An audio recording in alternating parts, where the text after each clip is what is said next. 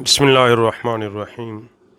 अल्लाहुम्मा सल्लि अला सय्यिदिना व मौलाना मुहम्मद व अला आलिहि व अस्हाबिहि व बारिक वसल्लम। आज हम बात करेंगे हुज़ूर इमामुल अंबिया सल्लल्लाहु अलैहि वसल्लम ने खाने में किन फलों को पसंद फरमाया और फिर उन फलों को किस तरह नोश फरमाया और आपस में फलों को मिलाकर कैसे खाया। हुज़ूर नबी करीम सल्लल्लाहु अलैहि वसल्लम की बारगाह में जब भी कोई फल पेश किया जाता तो आका अलैहिस्सलाम उसमें बरकत के लिए दुआ फरमाते और सहाबा का ये मामूल होता कि जब भी कोई फल पक के तैयार होता, बाज़ार जाने से पहले, घर में ले जाने से पहले, अपने बीवी बच्चे अहलो अयाल को देने से पहले वो फल तोड़कर नबी बारगाह नबूवत सल्लल्लाहु अलैहि वसल्लम में पेश किया जाता और आका अलैहिस्सलाम उसमें बरकत के लिए दुआ फरमाते, नोश फरमाते और जो आका अलैहिस्सलाम की बारगाह में असहाब और बिलखसूस अब बच्चों को तलब फरमाते और उस फल को फिर बच्चों में तकसीम फरमा देते। तो एक बात तो ये हुई कि जब कोई फल, कोई फसल, कोई खेत पक के तैयार हो जाए तो सबसे पहले उसमें से कुछ चीज़ निकाल कर उसको बच्चों में तकसीम किया जाए, अल्लाह की राह में तकसीम किया जाए। हज़रत अब्दुल्ला बिन जाफ़र रज़ी अल्लाह ताला अन्हु कहते हैं कि नबी करीम सल्लल्लाहु अलैहि वसल्लम ने ककड़ी को ताज़ा खजूर के साथ नोश फरमाया और आका अलैहिस्सलाम ने ककड़ी को पसंद फरमाया और कहते ककड़ी क्या फरमाई, ये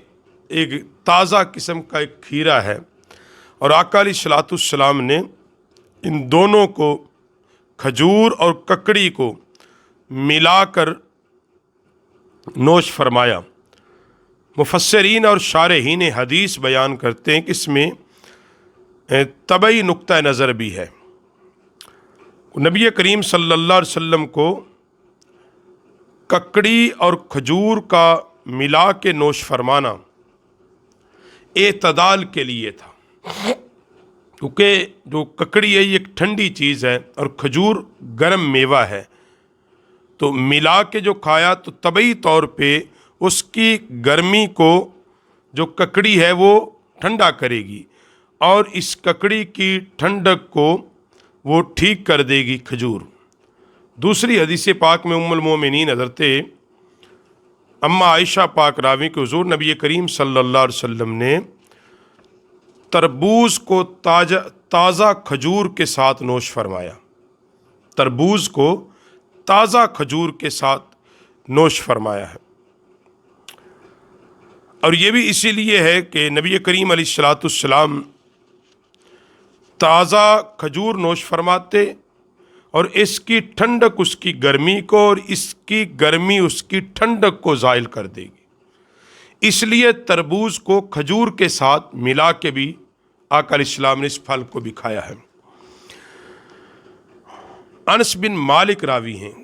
कि फरमाते हैं कि मैंने नबी करीम सल्लल्लाहु अलैहि वसल्लम को खरबूजा और ताज़ा खजूर इकट्ठे नोश फरमाते हुए देखा है। खरबूजे के साथ ताज़ा खजूर। और मुफस्सिरीन और शारहीन कहते हैं कि बाज़ दफ़ा जो खरबूजा है वो अगर फीका हो तो खजूर को मिलाकर खाया जा सकता है, क्योंकि वो उसके मज़े को ठीक कर देगा, खाने में इसको लजीज भी बना देगा। और फिर नबी अकरम सल्लल्लाहु अलैहि वसल्लम ने तरबूज और ताज़ा खजूर इन दोनों को मिला के भी नोश फरमाया है। तो नबी करीम सल्लल्लाहु अलैहि वसल्लम को खाने में ककड़ी पसंद थी, खजूर पसंद थे, बाकी फल भी सरकार ने नोश फरमाए हैं, अंगूर भी फरमाए हैं,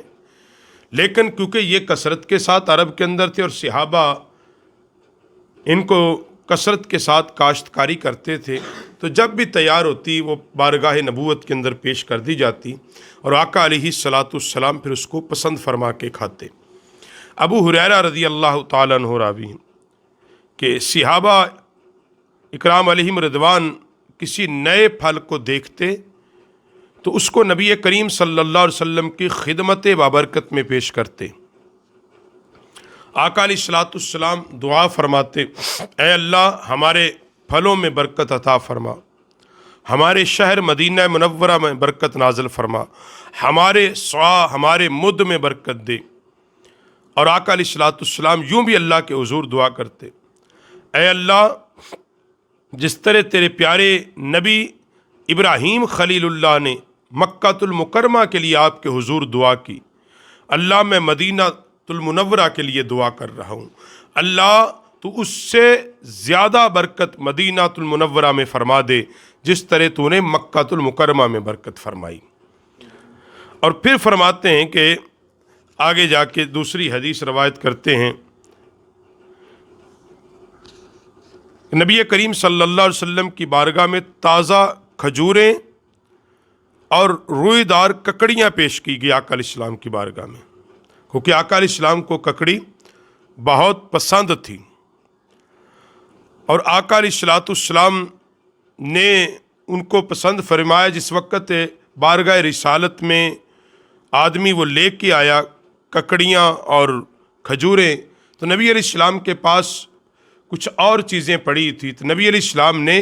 اس برتن میں وہ چیزیں ڈال کے دے دی۔ یعنی ایسا بھی ہوتا تھا کہ نبی علیہ السلام کی بارگاہ میں کوئی تحفہ لے کر آتا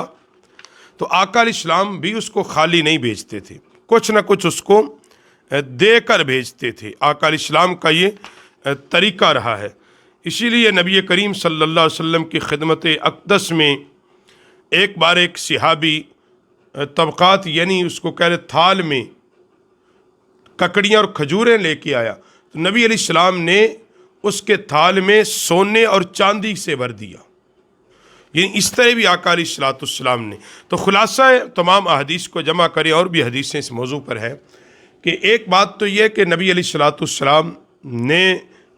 آپس میں پھلوں کو ملا کے کھایا ہے، یا تو آپ اس طرح کھائیں جس طرح احادیث پاک میں موجود ہے، یا پھر کوئی طبعی طور پہ آپ کو کوئی طبیب بتا دے تو کھا سکتے ہیں، اس میں کوئی حرج نہیں۔ مگر 2-3 پھل بالخصوص ککڑی کو کھجور کے ساتھ، تربوز کو کھجور کے ساتھ،